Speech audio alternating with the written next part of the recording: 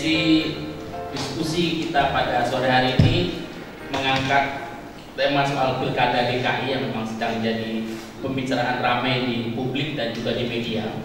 Semoga kami lewat diskusi pada sore hari dengan tema Pilkada DKI mencari alternatif selain Ahok bisa memberikan sebuah perspektif baru atau gambaran dan pengayaan dan pencerahan apa yang sebenarnya sedang terjadi dan akan terjadi dalam Pilkada DKI yang sekarang sudah memanas.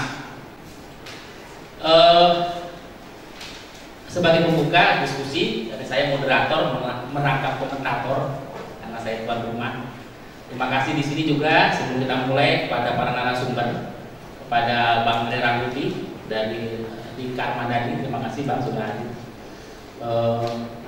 Lalu kepada Romo Beni Susityo, terima kasih Romo sudah mau diskusi berkali-kali di sini untuk kita mengelaborate. Beliau ini nanti banyak bicara soal komunikasi politik. Lalu dari kantor kami Mas Toto Sugiarto dari peneliti sini, dan kemudian Mas Toto ini banyak membahas meneliti terkait kepemiluan, jadi nanti akan bicara soal banyak hal terkait teknis pemilu, regulasi dan segala macam. Saya sebagai pemandu diskusi dan nanti mau mengomentari beberapa dari pernyataan teman-teman. Pernyataan menarik dari Pak Ahok di salah satu media. Pak Ahok begini, yang maju pilkada cuma pikirkan ngalahin Ahok ya susah, karena yang mau maju pilkada melawan Ahok hanya berpikir bagaimana mencegah Ahok mengalahkan Ahok, sehingga itu yang sekarang terjadi yang menurut kami sudah menuju pada eskalasi yang tidak sehat untuk demokrasi. Fenomena Ahok ini atau faktor Ahok ini satu sisi memang bisa menjadi fenomenal karena bisa menjadi sebuah alternatif dari bagi demokrasi di mana independen calon perseorangan itu bisa mendominasi dan bisa membuat hegemoni partai politik yang itu cukup dibuat kalang kabut. Itu sebuah peristiwa politik yang menarik, sebuah fenomena yang menarik.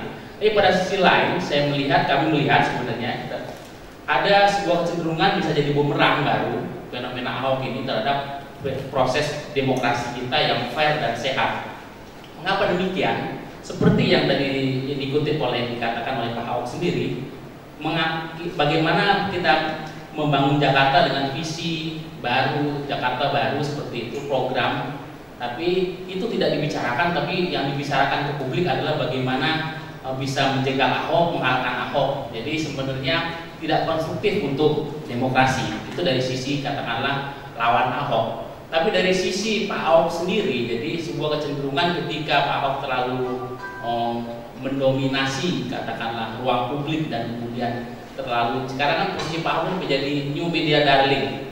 Karena media sendiri yang kemudian ikut membesarkan Pak Ahok yang juga bisa sebenarnya bisa menjerumuskan Pak Ahok pada katakanlah nanti kita dalam diskusi kan kita elaborasi pada kata saya sebut sebagai lorong despotik. Jadi kecenderungan di mana dia bisa merasa bahwa memposisikan diri sebagai pemegang kebenaran mutlak, katakanlah begitu. Jadi sebenarnya ada sebuah kondisi yang fenomenal, yang baik, yang kita cermati sebuah konstruktif baik. Tetapi pada sisi lain jadi bumerang apabila kita tidak kontrol terhadap situasi ini.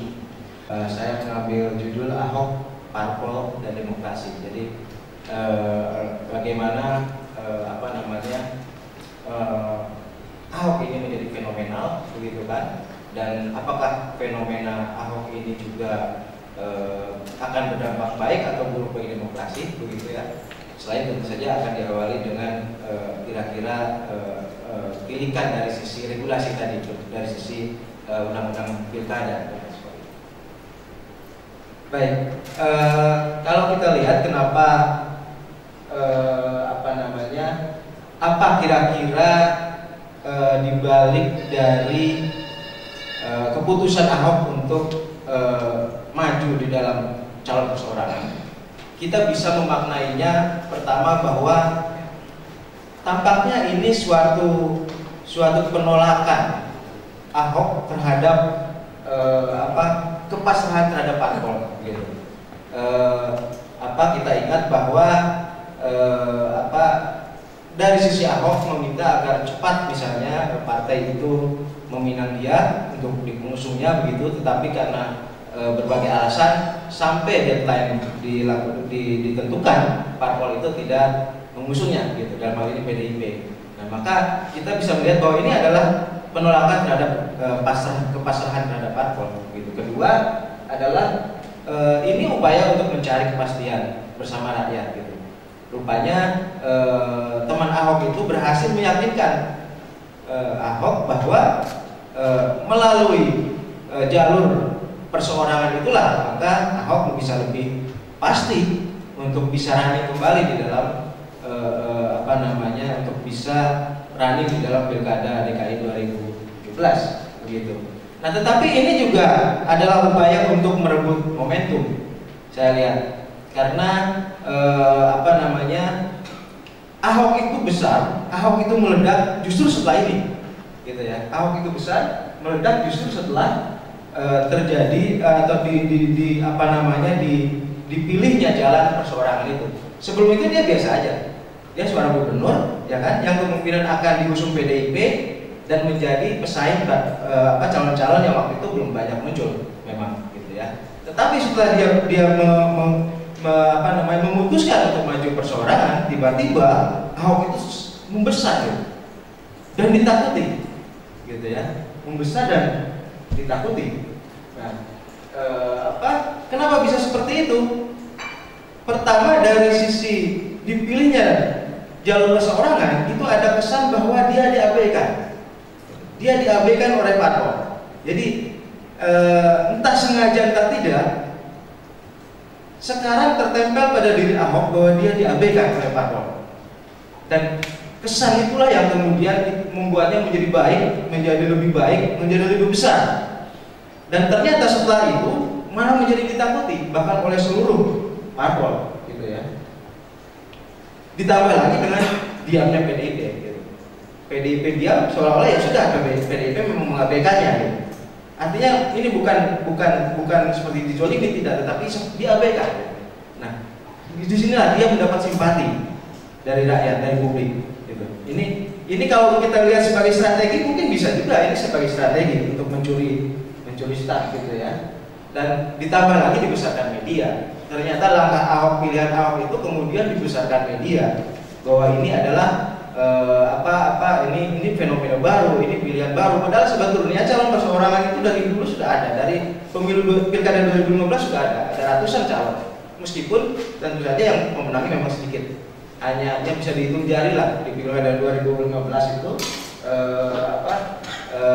calon perseorangan yang memenangkan persaingan. Kita lihat terlebih dahulu regulasinya, Undang-Undang 8 tahun 2015 tentang pemilihan gubernur, bupati, dan wali kota. Calon perseorangan sudah diatur di sana di pasal 39 bahwa maju itu bisa juga dari calon perseorangan yang didukung oleh sejumlah orang. Nah, sejumlah orang ini yang kemudian terjadi dinamika. Awalnya adalah untuk daerah yang 6-12 juta penduduk, maka 7,5 juta dari jumlah penduduk.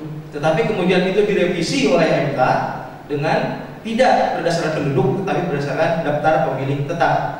Artinya akan lebih sedikit, karena daftar pemilih tetap itu lebih sedikit dari jumlah penduduk. Gitu. Jadi 7,5% dari daftar pemilih tetap. Setelah dihitung-hitung kira-kira 532.213 KTP yang dibutuhkan. Gitu. Jadi kalau sebelum berpasangan mereka atau teman Ahok itu sudah mengumpulkan 700 ribuan, artinya sebenarnya sudah jauh melebihi itu. Gitu. Nah, sekarang mungkin bisa sampai ke 532 atau mungkin lebih, gitu ya, atau mungkin bahkan 1 juta, gitu, yang akan memakan korban nanti kalau 1 juta ya. Kan ada yang mau loncat dari Monas ke sampai 1 juta.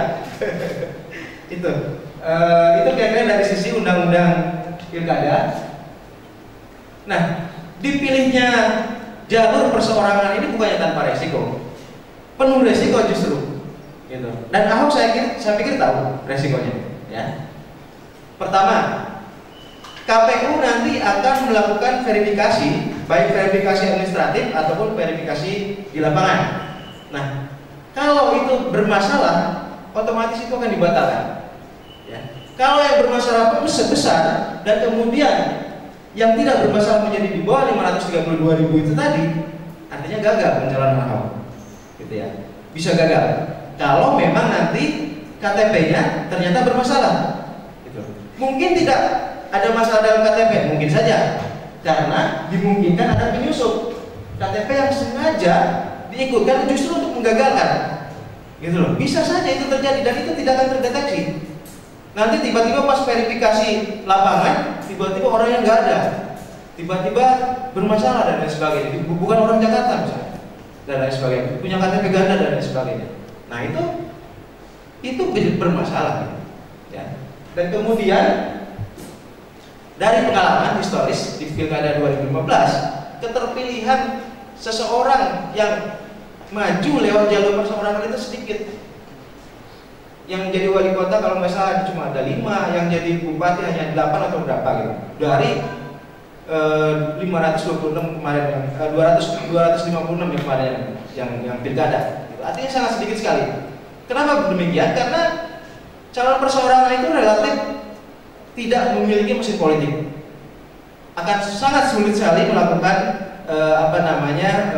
kampanye dan lain sebagainya. Kalau dia bukan figur yang memang sudah benar-benar menjadi magnet masyarakat, maka itu akan sulit. Gitu. Tapi mungkin ini bisa disisikan karena Ahok berdasarkan kualitas dirinya dan juga berdasarkan tadi langkah strategis itu sudah menjadi besar.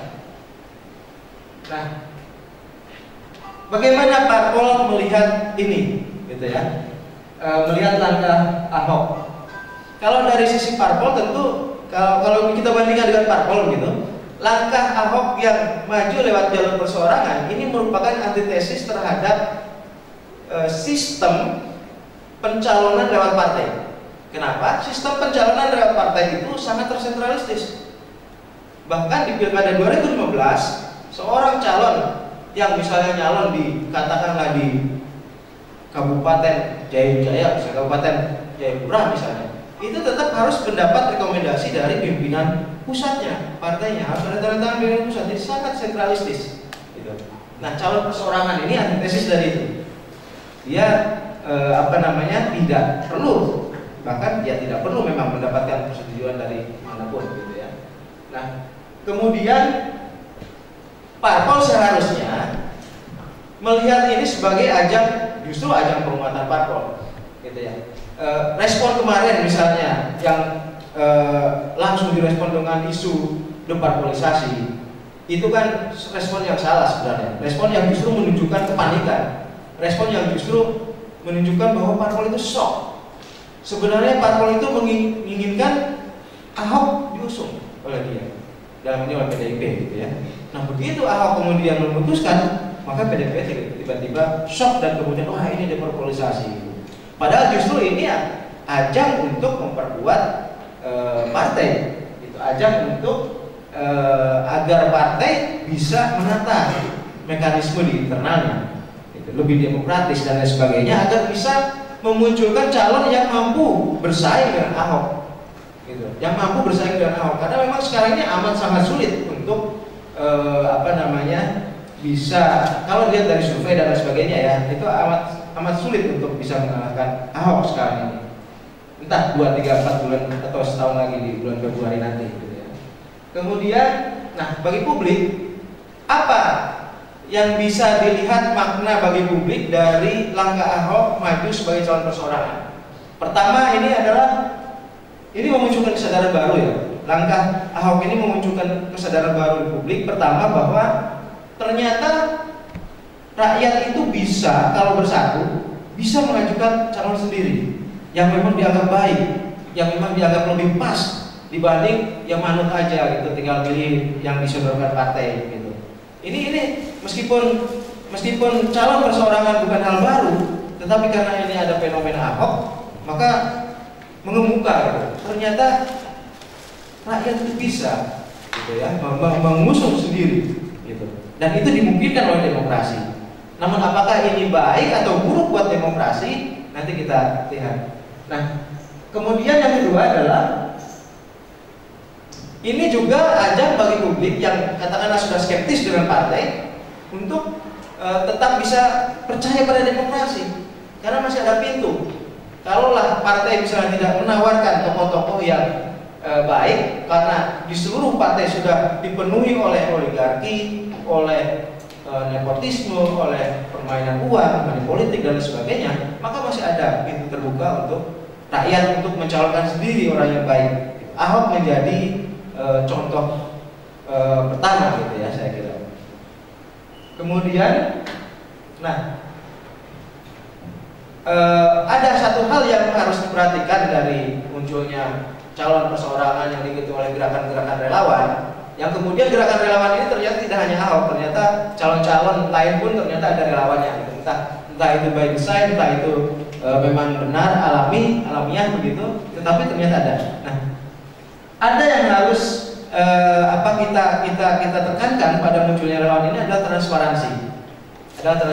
Baik itu teman Ahok atau siapapun, itu harus membuka bagaimana aliran dana yang masuk kemudian dipakai untuk apa, keluaran outputnya untuk apa, itu harus transparan. Relawan manapun gitu ya harus melakukan transparansi dalam keuangannya, bagaimana pertanggungjawabannya dan lain sebagainya. Itu yang harus menjadi perhatian ke depan. Kemudian kalau kita lihat fenomena Ahok ini kemudian kan membawa dua parpol setidaknya untuk mendukung Ahok, ya kan? Nasdem dan kemudian Hanura. Apa sih kira-kira dibalik keputusan mereka untuk mendukung calon perseorangan? Ya. Ada beberapa kemungkinan. Yang pertama bisa saja pragmatis karena melihat Ahok nih memiliki kemungkinan besar untuk terpilih. Sampai saat ini belum ada calon yang, kalau berdasarkan hasil survei, belum ada yang lebih besar dari Ahok, baik popularitasnya ataupun elektabilitasnya. Gitu. Kemudian bisa juga memang didasari oleh idealisme. Kenapa kita bisa katakan bahwa parpol pendukung Ahok itu didasari idealisme? Ya karena memang kita lihat selama ini Ahok juga relatif baik, gitu ya, relatif menjalankan tugasnya dengan terlihat serius, paling tidak terlihat serius. Itu kinerjanya terlihat baik, integritasnya terlihat baik, apalagi dibanding dengan kepala daerah lain yang 70% akhirnya masuk penjara, ya kan? Kita tahu hasil pilkada kita, 70% dari kepala daerah di seluruh Indonesia adalah masuk penjara karena korupsi. Dan Ahok sampai hari ini katakanlah masih belum terkait secara langsung. Kemudian kenapa partai-partai pendukung calon perseorangan mendukung Ahok? Ya karena mereka tidak memiliki kader yang sepadan, gitu ya. Tidak memiliki kader yang dinilai akan mampu menyaingi Ahok atau bahkan memenangkan kontestasi di pilkada DKI 2017, gitu ya. Mungkin nanti Bang Rey akan punya banyak nama mungkin yang bisa menyaingi Ahok, gitu ya. Tetapi sampai saat ini di bursa calon gubernur DKI yang sekarang sudah muncul, saya kira kalau melalui survei, potret survei belum ada yang bisa menyaingi popularitas dan elektabilitas Basuki Cahayapurnama ini. Kemudian, kita lihat apakah fenomena Ahok ini berdampak baik atau buruk bagi demokrasi. Ya. Tadi dikatakan oleh Pak Ari bahwa politik identitas, dominasi dan lain sebagainya itu akan masuk ke lorong despotis dan lain sebagainya, gitu ya. Nah, selama dominannya seorang calon itu melalui proses yang demokratis, saya kira tidak ada masalah. Bahkan kalaupun nanti pilkada DKI itu hanya satu calon, tidak ada masalah juga. Kalau memang itu pilihan rakyat, kalau memang tidak ada lagi yang bisa menyaingi dan memang prosesnya demokratis, gitu ya. Selama prosesnya demokratis tidak apa-apa, gitu. Tetapi tentu saja menjadi tugas parpol untuk memanggul tugas bahwa dia harus mencari alternatif, gitu ya, mencari alternatif lain. Gitu. Semoga juga ada calon perseorangan lain yang percaya diri untuk maju, gitu ya. Jadi nanti arenanya akan lebih ramai, gitu. Jadi Jadi saya kira dominannya seorang calon itu memang mewarnai demokrasi. Tidak bisa tidak. Demokrasi itu bisa memunculkan orang yang sangat kuat, pasti. Gitu. Kalau orang itu punya track record yang baik, kinerja yang baik, kemudian integritas yang baik, di era demokrasi, apalagi di era yang informasi begitu mudah begini, itu akan mudah muncul, di blow up juga oleh media, akan lebih semakin kuat gitu hasil ambil mayarnya itu. Gitu. Jadi adalah tidak terhindarkan bahwa demokrasi melahirkan tokoh-tokoh yang sangat kuat, itu pasti. Nah, tetapi selama prosesnya proses demokratis dan selama nanti katakanlah dia terpilih, itu ada lembaga-lembaga demokratis yang bisa menjaga keseimbangan kekuasaan, maka tidak masalah, tidak ada masalah seorang yang sangat kuat menjadi pemimpin. Nah, tetapi fenomena Ahok ini, sekuat apapun Ahok, sebesar apapun Ahok, sebenarnya bukan tak terbentuk, bisa saja dibentuk, gitu ya.